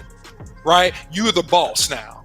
You from offensive coordinator to the boss, and you got to motivate and hold grown men to make way more money than you accountable, and you barely got hair on your face, and they looking at you like, who are you? You just were the water boy, and you were a quarterback's coach, and all of a sudden, who do you think you are? I remember when you just came here, right? Are you accusing Big Game James of drinking Kool-Aid?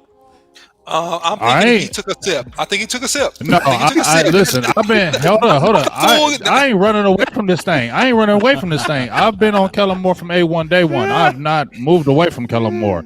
I told him when Kellen Moore came on the staff, I thought he was going to be the new offensive coordinator. So I've always been on the Kellen Moore train because I think he has a good mind. And maybe it could be a mistake. I ain't saying that it ain't. I do think he needs more seasoning. I do think it needs to happen more. He needs to grow more. I don't think he is ready for it right now. But to me, it just looks like the same thing how they set it up with Garrett and how Garrett was the quarterback's coach. All of a sudden, he comes over to Dallas with experience, and you're the offensive coordinator, and then you get paid all this kind of money to stay.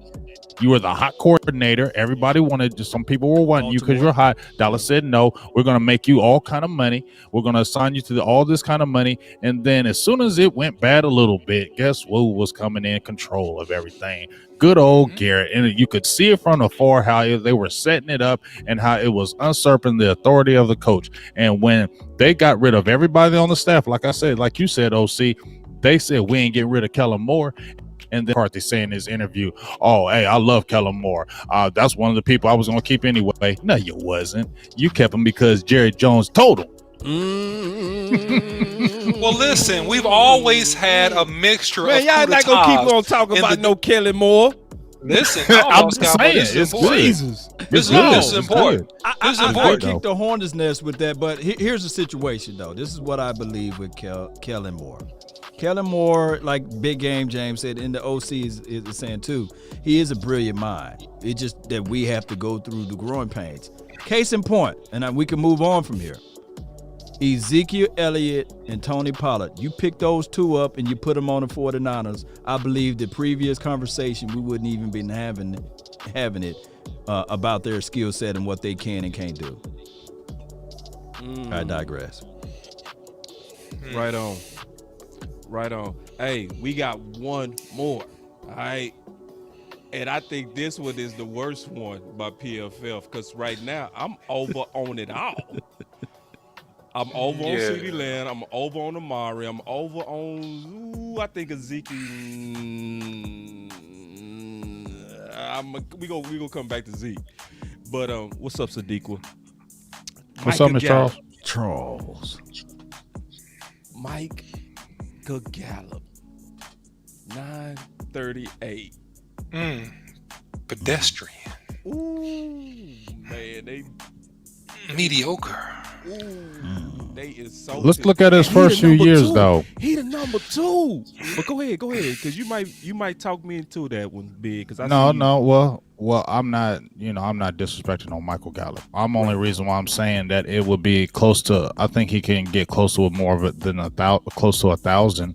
Yeah. What they're saying, because I feel like we already said Amari is going to turn up this year, right? We already said he's going to have a high number, and I think CeeDee Lamb's going to have a high number in yards too. We just talked about what he had. He almost had 1,000 with them guys. You don't think he's going to get over 1,000? We see Amari Cooper almost have another career year with them guys, and not Dak.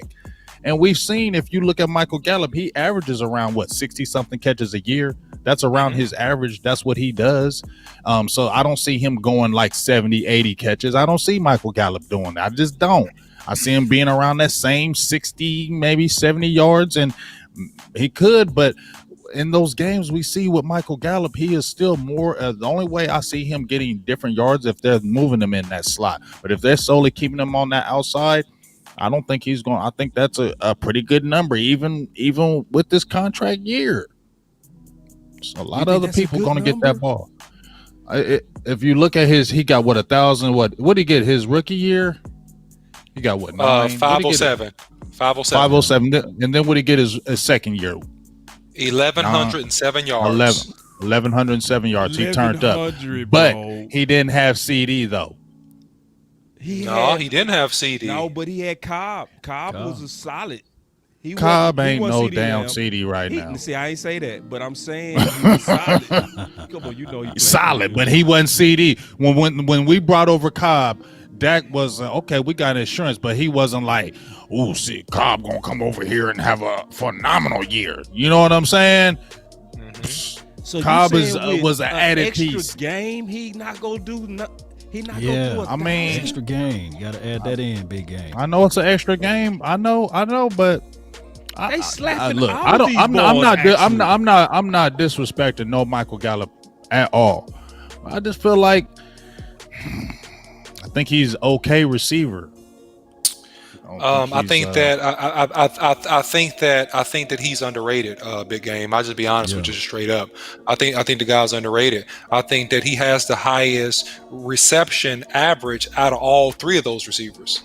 Right, for his career, because they like to go, but they like to go deep with him though. Because is his route tree expanded though? OC that's why they go to him like that. Well, yeah. Regardless of where they go to him, no big game. He still got to catch the ball and make the play. I mean, so it doesn't matter what route, and he got to get open, right? So he's shown the ability to get open at the top of that route tree. He's averaged 15.6 yards per catch over his career. Okay, and so he had a high drop guy too. Yeah, he has dropped the ball some, no doubt about it. But I think that with the one-on-one matchups, which you have in this offense and hopefully a healthy offensive line, you get more one-on-one matchups down the field. You got him on the post routes, on the corner routes, on the go routes, right? You got him running, a little bit, some hitches and some curls, but a lot of times he runs those sevens and those posts and those go routes, right? So here's the deal. I think that, he gets back up to that second year average. And if he averages 16.8 yards per catch, or just round down, let's say he averages around 16 yards a catch, which is what he did for his 1,100 yard year, and he catches 65 to 70 balls, that's going to get you around 1,200 yards, 1,100 to 1,200 yards. So I think that's the sweet spot. He's around 1,100 to 1,200 yard receiver in this offense. Yeah, and then we'll when see, you try to, because I didn't mean to cut you off, Law. We'll see, because also Blake Jarwin was hurt last year, and if Blake Jarwin plays the whole year, I feel like Blake Jarwin's going to have a good year, and I think he's got a good rapport with Dak Prescott as well, and he's going to take some of those pass catches as well, especially if he's healthy all the year. I think Blake Jarwin's going to be a bigger threat, and I think Gallup may suffer because of that. I don't know if he gets no 1,200 yards this year. I don't see that. I don't look at this offense being a West Coast style offense. I still look at this offense primarily being a vertical spread type of offense, meaning that it's dominant X. And the reason why Amari Cooper eats so much, because he just crazy with his nuanced route running. And Gallup always was a guy that had to develop. Now, when you start talking about his second year, Cobb was doing his business work inside. And then, of course, Cooper still did his deal a little bit. Now, when you think about a person that can take the top off the defense like a Gallup, you can't double team everybody. So that number going to have to flux somewhere. So I look at it like you were saying, Big Game James and the OC. If Lamb is going to be that person to eat, somebody's going to be one-on-one. And it got to be this guy, Michael Gallup. Let me ask you guys, who would you rather kill you? Cooper, Lamb, I or like Gallup? that question. Ooh, that was a fire question. Can you say that one more time? Who would you like to rather kill you?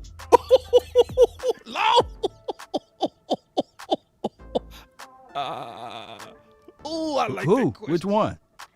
Pick your poison. Hey, Which one? If I'm a defensive coordinator, let me put on my defensive coordinator hat, and I love the question, Law. Fabulous question, right? This is where I'm at with the Boss Cowboy. If I gotta pick a guy that I'm gonna say, okay, I'm gonna take these other two away. I'm gonna try to limit these guys, and I'm gonna see if you can win the game for the Cowboys. It's gonna be Michael Gallup. Yeah, it sure is. I'm gonna do everything in my power right to That's real. to limit and eliminate. I'm gonna eliminate Cooper. I want to contain CeeDee Lamb. I want to let you get. Yeah, I'm gonna let you get some. I'm play a zone with you. Okay, I'm a zone and roll to you some. Right. I'm gonna let you catch the ball some because I know I can't stop you from doing that. But I want to tackle you and get you on the ground when you catch it. I don't want to let you run wild all through my defense when you caught that football. Right. I'm gonna let you get some catches, but you're going down as soon as you catch it. So we working on a lot of tackling. And you know what? You know what? If I Michael Gallup, guess what, baby? You singled all day. I'm gonna put one of my best corners on you, or at least my second best one. I'm gonna say, okay, if you can beat this guy, God bless you. So be it. You just beat us. To me, if I'm a defense coordinator, that's how I'm playing the Cowboys. If I'm looking playing at against Genius, we playing against Genius week 1. I guarantee you, they're gonna line up single high. They're gonna try to stop the run. And look, I wish. But Law, let me ask you this though. I wish they do that Tampa 2 like they did Pat Mahomes. Hold on now. Law. I want to ask you this though, Law. I'm not saying this happened every time, but when there was opportunities, I mean, even his rookie year and even last year, when there were opportunities for him to step up and beat a guy, did he do it? You talking about Gallup. Michael Gallup? Yeah. When there was in the position where they were going to when he needed to make plays, he caught that ball. He didn't do it all the time. No, he didn't. Yes, he pulled it out of the sky. No, because look at that Cardinals. No, look at that Cardinals game. Look at that Cardinals game. No, when Dallas was in there, did he drop that touchdown? He dropped that touchdown too. He did. I can rewind a little bit. He's averaging 8 drops a year. I can rewind all the way to 2018. Who was the only receiver to show out in that Rams game? Right. And Rams again last year, right? When they gave him that old phony flop call. Right. And so I also remember that Jets game when Amari went out and they went to Gallup and he didn't show up. He just came back from knee surgery. That was his first game back. Oh. Let me know if I'm lying. Sure? Yeah, let me know on that one. And I ain't hating on Gallup, but I'm going to give you a counteraction for a reaction. Right. That's real. That's real. That's so real. So Big Game James, you sitting there saying you the defensive coordinator. You saying, man, I'm gonna let 13 try to beat me because I'm gonna load the box. I'm giving it to Gallup all day. I'm giving it all because you know what I'm gonna do? I'm gonna go and watch some old tape. And I'm going to go watch some old tape when other players weren't doing anything and they went to Gallup. And I'm going to go to that tape. And I'm going to see what we need to do to Gallup. Because to me, Gallup has a limited route tree. I know they play him in the slot. Show me some more. But when I seen Gallup, it was a lot of them slants and them goals. That's why it's so difficult. Somebody said in the chat box over here where I'm at, they say, what about those rookies? See, that's why the rookies probably have a slim chance of making this team. See how difficult it is? Man, them rookies ain't going to smell nothing. What they even talking about? Right, only one going to have any kind of chances maybe Simeon. He ain't going to smell nothing. Not like this his first year. Nah, them balls is kind of heavyweights he going against. You know? Yeah, they ain't smelling that. And then even the number 4s are low-key heavyweights. They both special teamers. Like, people kind of sleeping on that on the number 4s. Cedric ain't bad. I don't know why. I like Cedric Wilson. Cedric is not bad at all. He's Mr. Reliable. Mm-hmm. So if and he can play multiple positions as well. Right. He can play multiple positions, but I'm thinking that's going to come down to special teams, right? Because it is going to come down to special teams. Yeah, Noah Bryan will get down on that special teams. But they're going to keep 6. So I think Simi's going to be the 6 because they're going to keep all the guys they usually have: Brown, Wilson, CD, Coop, and Gallup, and then Simi. That would be the 6. Yeah, Simi's good. I like Simi, man. I like him a lot. You was out there. Yeah, y'all turned me on to him. You remember that? Y'all turned me on. Yeah, I remember that Reggie Davis. But I'll give shout outs to Boss and OC because I hadn't really looked at the Simi pick. And remember when we did our show with all 5 of us with Sky in there, Sky as well, and we were talking about what rookie picks that y'all liked. Y'all both went with Simi Fehoko. Immediately after that, because I hadn't really looked at him like that. Immediately after that, y'all piqued my interest. Right. Like, man, okay, damn, they jumped on him like that. Okay, let me really go look at him. And then when I watched him and then I was like, okay, I see why they like this dude. Yeah. He's got a lot of potential. He's got great size. He's got a great attitude. And I keep going back to it. He's really mentally mature. He went to Korea his first 2 years out of high school on like a Mormon mission, and he's already like 23 years old. Wow. So he's very mature. And I think for some reason, I just feel like him and Dak are really going to click. Just I don't know why, but I feel like they're going to click up. I feel like they're going to click up. If some people say I have a feeling, I'd be like, shut up. But when Big Game James say he got a feeling, I listen. Law, you feel me? I'm telling you, man, something. I got a feeling. Shut up. I don't care what you got. Sit down. Yeah. It's too many times I done talked to Big Game James. He be like, I got a feeling, man. I got a feeling. And say, man, it's some people get, they got a gift for something, man. This dude here, be playing with cats. Hey, y'all was right about Simi. That was a great pick, and he went the 5th round. Yep, and I think honestly, man, that him and Dak Prescott are gonna have good chemistry. Great chemistry. They're gonna have great. I absolutely agree with you on that, OC. Yeah, they're gonna have great chemistry. Because look, even when he was drafted, the first person he got a text message from, and he says this in an interview with Dak Prescott. Yeah. He said, "We go light up the league." Yep. He said, "Get ready." Go light up the league. And then when you look at all the interviews, he's always around Dak. Yep. And I'm gonna tell y'all, man, I've been lobbying for this type. I've been lobbying for Simi for 2 years, literally. Wow. 2 years, not him specifically, but his type, the big route runner. You know what I'm saying? I wrote 2 articles and I mentioned it twice in my book that Dak needed him a supersized weapon. That's a route runner, and those are rare, right? So I knew the Cowboys would have to focus on that to go get him that guy to help in the red zone. And Simi can do that. He's big, plus he's a route runner. Because all of us know the term Dak friendly came from him being really good with route runners, right? We all know that came from him having chemistry with Cole Beasley, which it wasn't the chemistry with Romo. So we know, like, the fact that Cooper came in as a true route runner and didn't need no offseason, because Dak is like a glove when they can run routes. It's just his game. He gets a confidence when he see you win, and he throws with confidence, and that's what Simi is. So I just pray that he actually win. They all working out with him too at his crib. They working out. Yep. Yeah, he be having them he got the field at his crib, and they all work out. And man, didn't you hear that interview with Mike McCarthy? He said even when this breaks up and it's over, Dak is going to have all the receivers over here with him before training camp even starts, and they're all going to be over there. That's what he said in the interview.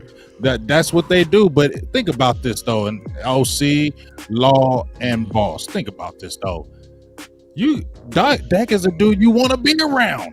When he calls you and says, "Hey, we about to get it in," you jump right up, you get your clothes on, and you go. Because Dak is that type of guy where you don't want to let him down. And I keep on hearing a lot of people in the organization, especially receivers, saying, we don't want to let Dak down. We don't want to let Dak down. His work ethic is impeccable. So as soon as we come out there, we're on it too. And they're always out there talking about, they're always in that field. They're always in that yard throwing with him, man. And you can tell when you watched him play last year. How did you see that? I mean, what did we talk about going into camp last year with Cedric Wilson, right? We were like, Cedric Wilson looks good this year. Cedric Wilson looks good. And what we were hearing, Cedric Wilson and Dak are on the offseason, throwing the ball with each other, throwing the ball with each other. Did we see it last year, the effect and cause of it? Yes, we did. We saw the effect of what that work did, and we saw it specifically in that Seattle game when Wilson turned up. Yep, he threw Dak a touchdown, I believe, in one of those games. What was it, John's game? One of those games. Yeah, great point, man. Great point. Dak understands the power of continuity and the power of being on the same page and having that intimate time together so you learn each other. And the reason why quarterbacks want to throw the receivers early is so they can learn nuances and timing, and they can always be on the same page. So that's going to translate when they get into camp and they start playing against other teams. Right on. I did want to take a comment real quick. My boy Kenneth, he said basically that Dak can throw to anybody, not just route runners. I slightly disagree, because if you look at him, that's why him and Rico wasn't just perfectly ideal, because some quarterbacks, they're gifted at putting it on what I call on the rim. It's almost like a point guard that know how to perfectly throw up that alley-oop to where you can dunk it. Some people got a special touch, and when you got a receiver like a Dez, like a Rico, you got to be a rim thrower. Now, that's not taken away from Dak touch, because we know he got awesome touch. But if anybody say he don't develop confidence from route runners, I think you got to look at him a little bit closer, and you'll come around to what I'm saying. I'm certain on that. Yeah, that gonna be that guy, man. I thought you were gonna slide and kick it over to the offensive line for your mind, Big Game James. No, you talked about you trying to do a 4-hour show, man. I ain't trying to do well. that. One thing I gotta say. One thing I gotta say. Wait for it, because you still gonna get it. we can do this. Hold on. Before we go, I'm not gonna go into details. But one guy that I got to say I apologize to is La'el Collins. I think that he's been working out with the guy, Dak Prescott, and it seems as if though he's nimble and he's out there and he might be. Oh, he's in hella shape. So that's the only thing I have to say about that. And we'll talk about the offensive line since we got the OC. We'll talk about that on another episode. That's the man right there. I'll be sitting there listening when we talk about it. But here's the one last thing about La'el Collins too, though. I was hearing from some people, and I talked to some people how they were saying that he didn't think that there was going to be a season, and so really didn't get on that preparation and didn't work out. And guess what? The season came, you wasn't ready, and boom, this what happened. But people hear them whispers in Dallas. People hear that talking, and everybody's people on that Taz this year. So La'el Collins knew he better not come out of shape this year. So it wasn't just him being motivated. It was Dallas Cowboys' fans and everybody else gonna be on your butt. So you better be in shape this year. Ain't no excuses. Yeah, I think that in his mindset, in his psyche, Dak Prescott got hurt last season because technically, if he got off the couch and stopped eating his oodles and noodles and donuts or what have you, and not being overweight, maybe, just maybe, we wouldn't have seen Terrence Steele. He would have been. You wouldn't have saw him. I know maybe you wouldn't have saw him. You wouldn't have saw him. Because we knew what you wouldn't have saw him or Brandon Knight. Law, you can't do that, bro. You can't do that, bro. You gotta tell me where you go hit that like that so I can. 3, 2, 1, drop it. You can't You're lay down listening to alone like nothing that. but the best. Squirrel, drop it hard. Let's go. On them Twinkies like that, bro. Listen, man, we on the first part of the season, right? So we learning how to play together. We are a 4-man basketball team right now. So I just threw the oop, and Law just jumped too early. Now we gonna get our time. Oh wow! Right. Hey, not to cut y'all off right quick. But I just happened to chance the Bucks were getting. The Nets were getting smashed. Now they're winning by 3 with 5 minutes left in the game. Just want to throw that in there. Yeah. They were getting smashed, and they just came back. They were down like 15, and they came back. Yeah. Matt Owens had a real common sense thought, but I really want to address this from him because he played receiver. He said off-season work is so important so you can anticipate if a wide receiver would do inside, outside stem based on the cornerback's alignment. So because he played for Blend, so he was a baller. You know what I mean? So he not just talking. Oh, he went to Blend? Hell yeah. That's what's up. My little homie just left there. He's going to East Carolina football team, but he just played at Blend. He was a safety over there. Isn't that Cam Newton school too? Yeah, it's a lot of ballers come out of Blend, and there's a lot of ballers come out of Blend. A lot Blend's of a good ballers. school. It's when you say like Blend, ballers. No ball, know that he came out of a jungle, for lack of better words, meaning those For guys. real. Yeah. For real. Man. So final words on the chart. Okay. Over. I'm over on all 5. That's my final word. Oh, okay. You want me to go next, right? You can go. Over. Reason why I'm saying that Ezekiel Elijah Elliott will be under, due to the largely facts of Tony Pollard. Split it. I'm gonna say Dak over Ezekiel Elliott. They should have put TDs down. They should have put touchdowns. I'm gonna say under. Over, under, over, very slightly over. Damn, boy, you gonna stop disrespecting Michael Gallup like this. See, James, It's I not didn't even know you disrespect. felt like this, man. It's not disrespect. Just how I feel. Man, that's It's your not opinion, disrespect. you know, Just how I feel. Yeah, and it's not disrespect. Like when listen, y'all. When y'all see me and Big, go ahead. I missed. Go. Stay still.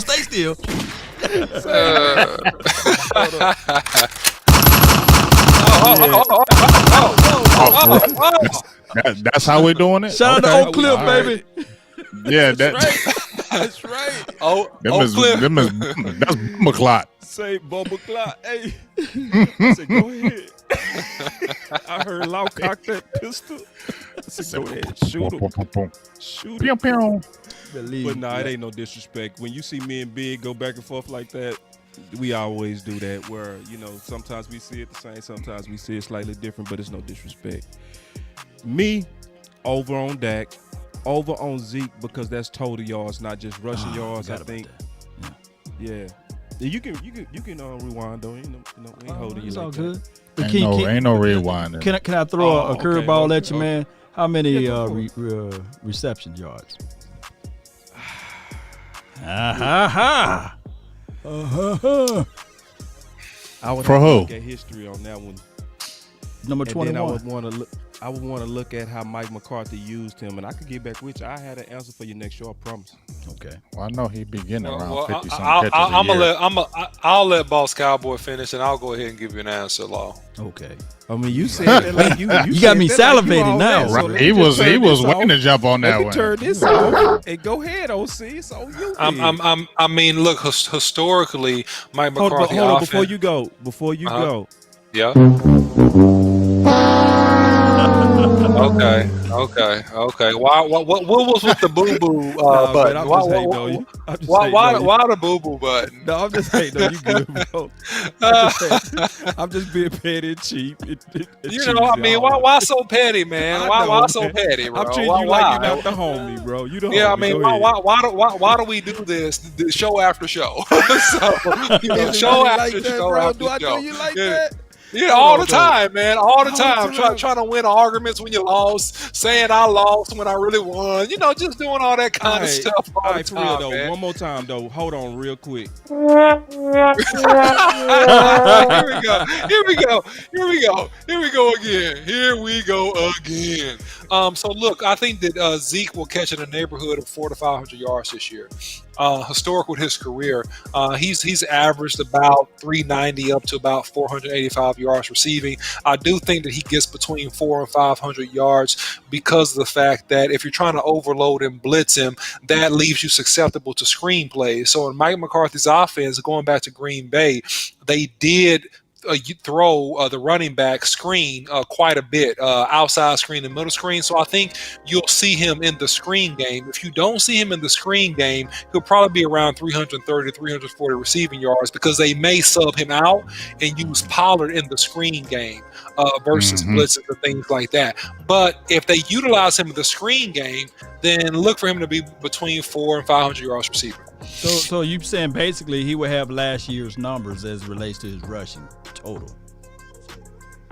I'm saying that he's going to be over on rushing yards. I see him between 12 and 1,300 rushing yards. I see him in addition to that, I see him around 380 to 500 yards receiving. Damn. So you talking about a total of like what, 17, 18? Sheesh. Yes, exactly. Yes, I think he'll go off too, though. I do think he that'll could be go off crazy. this year, man. By Yes. chance, do you know what Pollard would do then with all of that production?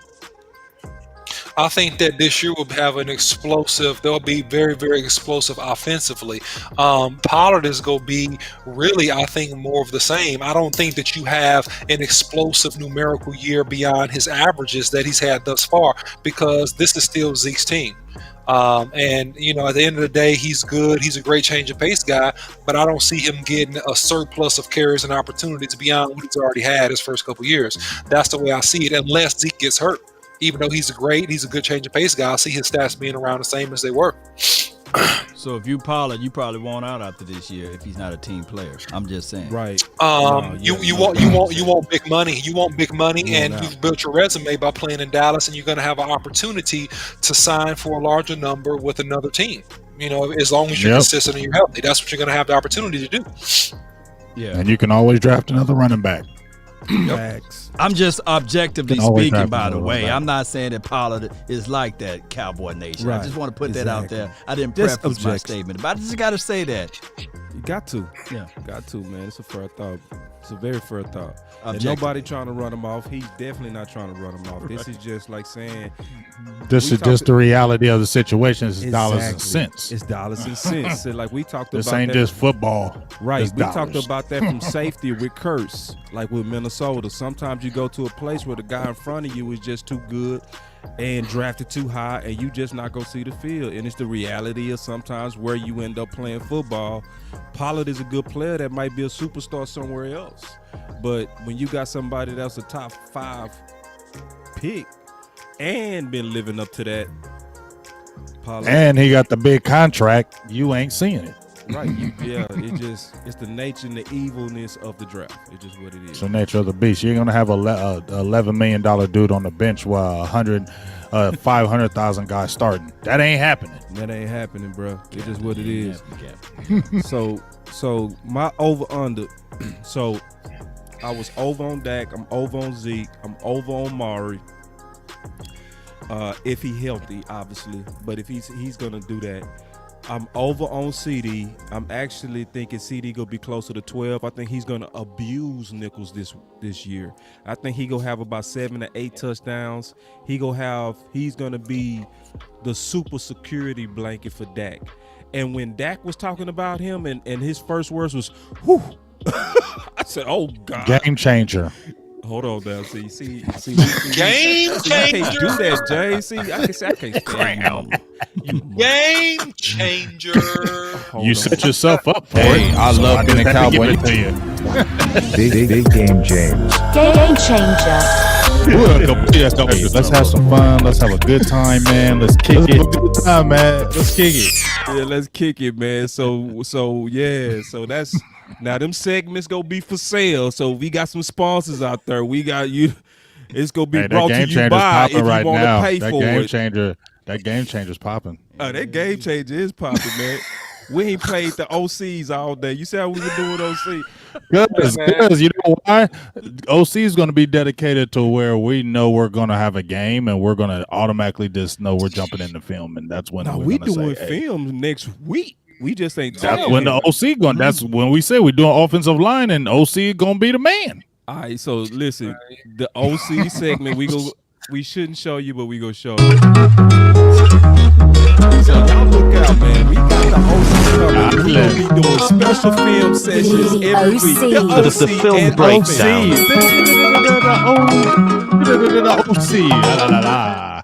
Yeah, we do So- that. so Don't you let's- feel good about Let me do that again, No, no, no. though. Y'all listen. Stepping up. OC. The film breakdown. So yeah. So let me wait 1 second. Hold on. Let me ask the fans something. Y'all put in the chat. Do y'all like that music or not? Okay. Oh no, man! You over here, man? Shut my Just music. change It's your in phone. your Yeah, role, change- man. yeah, see, Shut my yeah, music, change it. man. See, you got Change the lady it. on yours. You got the Hey, lady voice. Yeah, She's like, but it don't matter. I feel OC. OC because if Boss would have did that to me, I'd have been, man, take that off. With all them, everybody now. got killer beats. Everybody Yeah, got killer beats. if you would have came in with like big game James, I'm like, take that shit off. It's Now. just horrible, man. You know, this is the You gonna call it disrespect I horrible? deal with. I swear, I hate horrible. everybody. That go hard, though, It's that horrible. OC. Everybody. Let the horrible. people It's horrible. That boy vote. gonna call. People are talking. let me They say trash something. that Look at the music. The chat. people are talking. The That people are he talking. didn't They're do saying it's horrible. trash.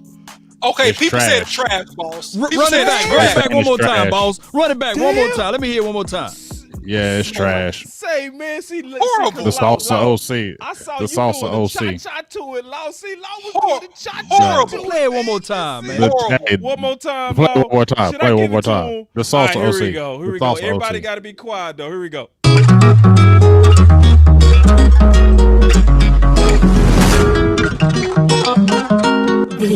OC. The film breakdown. Do we think we're talking about football when you hear that? Oh, you know what you should have did?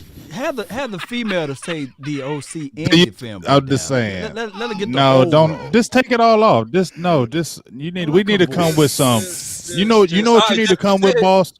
If you're gonna do the film breakdown with the OC, you need to come with that daggone NFL music type. You know they play that. But you gotta find it. Come with that. Copyright. I change the music. I would change the music, man. I would change the music. Listen, This is extra diluted weak sauce, and you know what kind of stuff I like, Boss Cowboy. You said know what kind of stuff I like. weak sauce. Extra diluted weak sauce. That's You know that what kind of stuff I like. Oh man, we done had these conversations before. We done had these conversations before. Wait a second, hold on, don't say nothing. Shut up. We done had these conversations before. You know the kind of stuff I like. Everything. You know the kind of stuff I like. Disrespectful, like you the one did these graphics or something. Oh no, we're not talking about that. But you know, boss. That's all I'm gonna say. You know, Man, so it's all good. Hey, it's all good. So this, You know. Hold on. What do the people say in the chat? Wait a second. What do the people say in the chat? The people have Okay, go spoken. ahead My and shoot dog, it. the Shoot it, ninja, Long. said that's a Shoot no it. for me, Shoot dog. it. Go ahead and shoot, He said Long. that's a no Shoot. for me, dog. Yeah, cause see, I thought we're so I was gonna be nice, but now I gotta purge you. See, because It's anarchy. It's anarchy. It's anarchy now. Okay, it's anarchy. Yeah, I gotta purge you for that, bro. You don't. What? You know we're way off. So like, see, what you never do is you never critique that hard the person who actually does the graphics. You don't do that. Because then if you want that person to upgrade you, you want them to be fast or take their sweet time. Just what would y'all do right now? What would y'all do right now with this man that said all this work you put in for him? Like this stuff just made itself. Like it just came together by itself or something. It didn't. I'd have said It was this, work. boss. I'm like, I'd have said it to you though, boss. I'd have been like, hey man, for real, dog. I ain't hating. I know you put in a lot of work and all that, but come on, dog. Say, man, That's a I need come a on, beep. dog. I need a beep sound because I'm finna cuss all you. I swear, man, y'all boy gonna get on your boy like this. Listen, no, but these segments are for sale. I mean Segments. that too. Segments. Yeah, these segments, you know, we go get some major sponsors up in here and we go sell them segments. I promise you that. So check this out. All right, so before That's we another get out one. of here, before we That's get out another of here, weird one. that's weak. You don't like that? No, I said that's weird. Now it came a little. Okay, yeah. The baseline. Okay, Yeah. there we go. Cause okay. Cause I when it first came out, it was like, when it first baseline came out, I was like, saved. oh wow. I said that's 2 for 2 for bad, boss. That's 2 for 2. I got one more that might No, work. this is good. I like that. So see, this is what teamwork is, man. See, when your boy come in and he check you like that, I suppose to just leave him on this earth like he a baby, like he's an orphan. But what I'm gonna actually do is I'm gonna go to another sound and see if he like this one. Tell me if you like this one. This might be yours, man. Tell me if you like this one. This might be yours. All right. And see, he dead serious too, man. I can't stand you, bro. That's a groovy I'm gonna one. play you one more, and then we go. This is grown. This is more grown people music. That's that. Yeah, this is. Oh, there you go. There it goes. Okay. Oh, they not patient. They not patient. I can roll with this. This ain't bad to me. Yeah. I like that. It took a minute to get there though. It's dinner date. It's dinner date. This is dinner That's date. black people. So here's the ultimate test. We gonna let the music play, and then we gonna put it with his. And let's see what it look like. All right, here we go. Let's take a look at it. Oh no, that's not him. That's off. Here it is. I think that worked for you, OC. Let's go with the first one, boss. Oh man, I ain't doing. Okay. I appreciate all the hard work, bro. I appreciate the hard work. I respect what you do, bro. Okay, I'm gonna show you respect publicly to everybody. I respect what you do, bro. I All right, appreciate now it. we gonna get this right though, cause I want to know what's your segment. No, here it is. No, the first beat, not that one. The first beat. All right, here it is. Yeah, that's better. Yeah, I like that. I need the bass in my body. You know what I'm saying? I need to get in the chest. I think the second one was better, man. But it's your segment, bro. So hey, I mean, you got all kind of different ones you can go with. yeah, Bass man. line do go hard though, and then you're gonna have Thank the you, female. Law. Thank you, Law. That female gonna say Yeah. DDOC, you know. Right. Yeah, it softens it up. It's perfect. It's And like then a she perfect softened up. balance. Yeah. All right. Then you got my All guy right, from so- the UK. He goes and finish it off. Yeah. So Yeah, we got the English voiceover. So we got you. Your order has been taken, so it won't suck after that, right? Yeah, bro. I appreciate you, man. Hey, no problem. I got you though. Your order Appreciate will you, bro. be filled by next show. Now Appreciate you. we got a lot more coming. This was the first time you saw the Fantastic Four come together. I enjoyed myself. I knew it was gonna be a long show because I knew all the people on here, man. Final words in any order. I'll say final word. Just get ready. I'm once again getting excited for training camp. Final word. They just approved it. It's been all in the papers. The Cowboys. The fans are going to be able to be at the camp starting the 21st. That's when fans can be there. We're going to be there. Law's going to be there. I'm going to be there. Hopefully, Boss will be there. I don't know if OC can get there, but there's going to be a lot of people down there, and it's going to be an exciting camp. So my final word is I can't wait for training camp. It's going to be exciting. no doubt, man. Listen, man, I want to see the battle as we get the roster down to 53. Who's going to make it? Who's not going to make it? Who's going to shine? Who's going to take somebody's position? How does the offense play as they gel together? Will the defense turn into a top tier defense, or at least a top 10 defense? These questions and more is everything I'm interested to see as we get closer to camp. Tune in every Tuesday to the Final Word, 8 p.m. Central Standard Time. All right, share these videos, comment, and we'll see you next show. Final word from me, because Law go finish it off, is stay with the final word. Like, this is a fire group. We just scratched the surface. We went with the easy stuff. Obviously, it's going to get a little bit nastier as we get into the more controversial topics like the offensive line, some of the defense and the secondary. But you saw a little bit of squabbling today because fights go happen when people are smart and think different. It's going to happen. But you see, we fight well and we get through it. So the final word for me is definitely stay with the last word. And before you get out of here, go to everybody's channel. I want you to go to Law Nation channel. I want you to hit that like and subscribe. I want you to follow him. I want you to go to the Silver and Blue channel. I want you to hit that like and subscribe. I want you to follow him. I want you to also support these guys with their cash apps and super chats and all that kind of stuff. Because Law, he hit me up. He was like, hey, man, let's do this for the nation. Law got a lot of options. He's the vet of the vets in the group. He's the vet.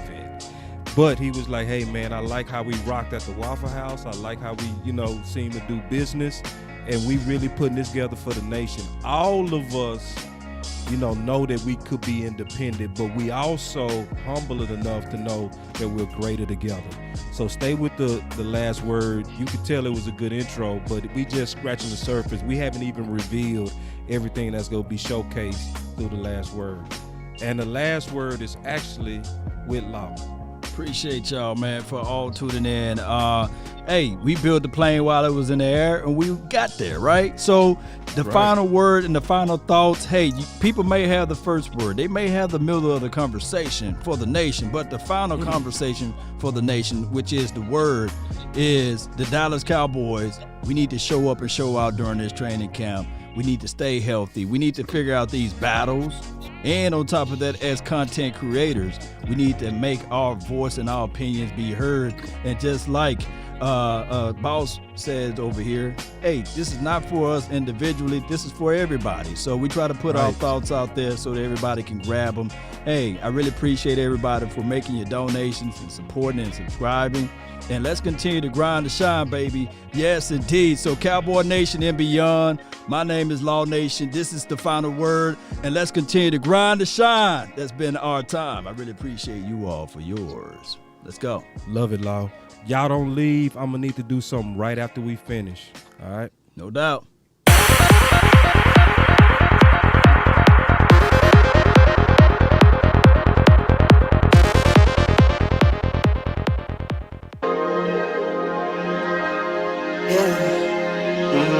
I just wanna run it up. Count a check or something. I've been really in the field, let up, yeah.